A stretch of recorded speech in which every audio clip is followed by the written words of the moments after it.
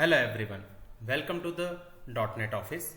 In this video, we will cover how we can call a private method or a private variable in Angular unit test case. So before proceeding with this video, I recommend you please watch part 19 and 20 where we have discussed about the spy on and other things. So let's see how we call a private method and private variable in Angular unit test case. So let's go to the Visual Studio.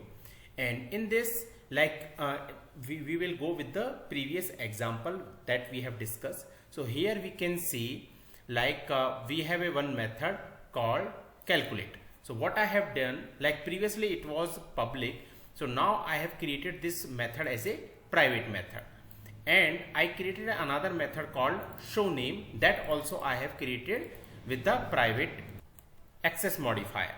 So now these are the private method. So these method we cannot access into the unit test case side. So let's see how we can call these private method. So what I'm going to write a unit test case called call private method, and inside this one,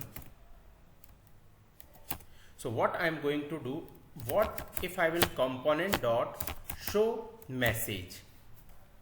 So if you will go and show name, if I will, so we can see like it is not finding this one. So how we can call?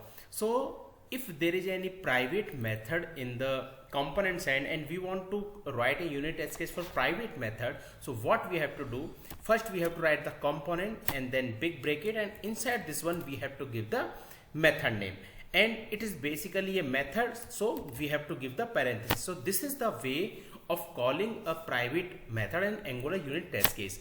And now we have to expect. So now component dot name, it should be dot to equal is, so basically what we are printing here in the name. So same I will copy from here and I will paste it. So now let's run. So currently there is a one test case is passing. Now it should be two test case, and we can see it is showing now two test case. If I will go on the browser, we can see our test case like call private method. It is calling here and it is passing. Now let's go to the Visual Studio again, and here what I'm going to do, I'm going to write another test case for calculate method. For writing a calculator unit test case for calculate method, what I am going to do, I am going to copy this first, so it will save time. And here like we are having calculate, so I am going to replace with calculate, and inside this one what I am going to do, I am going to pass the parameter. So because now we can see if we are not passing, it is giving us the compilation error. And why? Because it is expecting some argument, so we have to pass it. So I have given 10 and 20. Now inside this one there is a variable is sum. So let's copy this one, and here like component dot sum, and it is equal to 30 because 10 plus 20 is 30. So let's save it. Now like 4 test case should pass here. So what I'm going to do, I'm going to refresh it. So now we are having, okay, let's replace it with 1.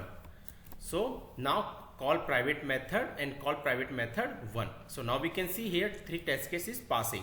If I will go on the browser, we can see the same. So this is the way of calling a private method in Angular unit test case, like how component and then big bracket, and we have to give the method name, and if it is taking any parameter we have to pass it, otherwise it's normal. Now what if, like, so here I can see it's a name, and name is a like a public method. So what if I will make it as a private? Now in that case, if I will make it private, we can see in Angular unit test case side we are facing like it is giving error because the access modifier is the private here. So how we can do this one? So for this one is also similar. What we have to do, big bracket, and inside this one we have to assign the name.